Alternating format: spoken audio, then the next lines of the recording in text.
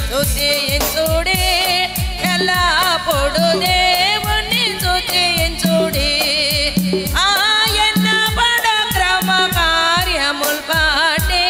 ఆయన పడక్రమ కార్యముల్ బట్టి ఆయన ప్రభావములో